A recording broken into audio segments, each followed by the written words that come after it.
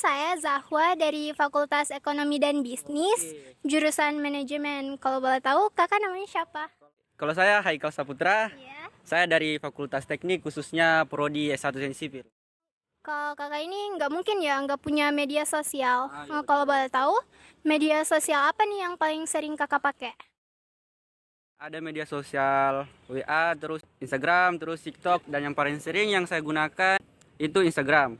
Oh, oke. Kalau boleh tahu, konten-konten yang kakak suka nonton di Instagram tuh konten-konten kayak gimana? Khusus bidangnya saya itu tentang penggunaan aplikasi analisis, terus ada softwarenya, terus ada juga tutorial yang berhubungan dengan aplikasi yang saya gunakan dan sesuai bidang saya, sehingga apa yang saya mau buka atau saya mau lihat, saya bisa lihat di Instagram. Menurut kakak, konten-konten yang kakak nonton tuh berdampak nggak buat kehidupan kuliah kakak, kehidupan sehari-hari kakak gitu?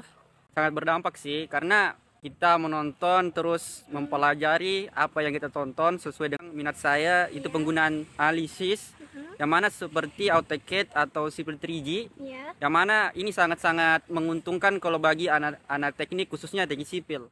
Terus kalau dari konten-konten yang kakak nonton itu, kira-kira menurut kakak tuh ada dampak negatifnya nggak buat kakak? Kalau tentang soal dampak negatifnya, semua konten pastinya ada sih. Dengan penggunaan seperti Instagram, banyak sekali video-video yang sangat di luar tanda kutip sih. Iya. Itu kembali lagi kepada diri kita toh. Sebagaimana pengguna media sosial, kalau kita menggunakan media sosial dengan sebagaimana mestinya, dengan sesuai penggunaan dan minatnya kita. Berarti ini semua bergantung dari kita lagi sebagai pengguna. Oke. Terima kasih Kak. Terima kasih waktunya. Kak. Jadi di sini kita mau melakukan wawancara mengenai kebiasaan bermedia sosial pada kalangan mahasiswa. Jadi menurut pandangan mahasiswa, apa sering Anda bermain media sosial dan apa dampak yang Anda rasakan ketika bermedia sosial dalam sehari? Saat ini kan zaman globalisasi juga, di mana kita sebagai mahasiswa itu dihadapkan dengan digitalisasi. Kita sering sekali bermedia sosial, dan dampak positifnya tentunya banyak sekali informasi yang kita dapatkan baik dalam kuliahan atau informasi-informasi tentang isu hangat terkini. Seperti itu. Terus dari dampak positif tersebut, seberapa besar atau seberapa efektivitas Anda menggunakannya dalam kehidupan sehari atau kehidupan pribadi Anda?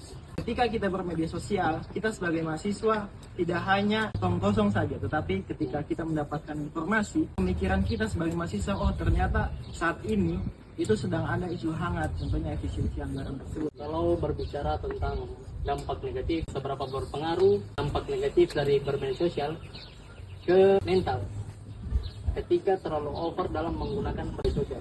Dampak negatifnya ada pengaruh-pengaruh kesehatan mental. Contohnya ketika kita mendapatkan cacian atau judge dari netizen atau teman kita secara tidak langsung, generasi zilenial saat ini yang merasa bahwa cacian tersebut mereka merasakan sakit hati dan menimbulkan kesehatan mental pemuda atau mahasiswa itu terganggu. Harapan saya mahasiswa dan juga pemuda itu lebih bijak lagi dalam menggunakan sosial media dan juga lebih memperhatikan apakah informasi dan media sosial tersebut memiliki impact atau memiliki dampak yang negatif. Mungkin seperti itu.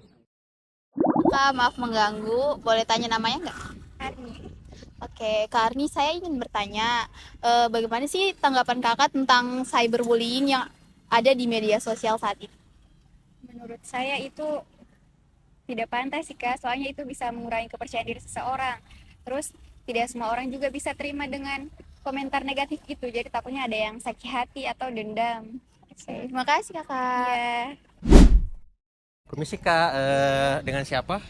Hanifah. Caca. Saya ingin bertanya Kak, bagaimana pendapat Kakak tentang cyberbullying yang biasanya ada di media sosial? Ya, di media sosial kalau pendapat saya sih itu kurang baik ya, soalnya itu berdampak bukan untuk jangka pendek tapi jangka panjang. Kayak misalnya kalau anak kecil sering kita bully, itu bakalan dia ingat-ingat sampai besar. Terus kalau dia lihat di media sosial, itu dia teringat lagi. Atau kayak sudah seumuran kita bully di media sosial, kayak ada kekurangannya lah dari keluarganya, kita bully, itu bakalan seperti yang saya bilang tadi, bakalan dia ingat terus, dan kita nggak tahu mentalnya sebelum itu emang sudah rusak dari keluarganya atau dari pergaulan sebelumnya. Makhluk sosial kan harusnya kita saling mendukung, bukan saling membuli. Cuman kalau yang saya lihat juga di sekitar saya, sekeliling saya, di media sosial saya, itu membuli itu kayak sudah jadi hal normal. Padahal itu berdampak buruk dan berjangka panjang. Oke, kalau gitu terima kasih Kak. Iya.